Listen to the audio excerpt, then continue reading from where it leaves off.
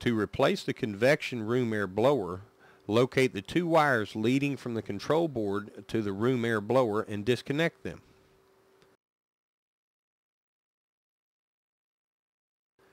Using a 5/16 inch socket with an extension, remove the 4 mounting screws from the flange of the convection blower. Remove the convection blower. If cleaning the blower, vacuum the screen and the opening to the blower and place 3-in-1 oil in the blower's oil ports.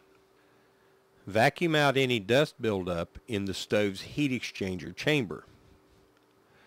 When replacing the cleaned blower or installing a new blower, reverse the procedure to install the blower. The replacement convection blower for this unit is part number PU-4C447, which comes with a new gasket already installed around the blower flange.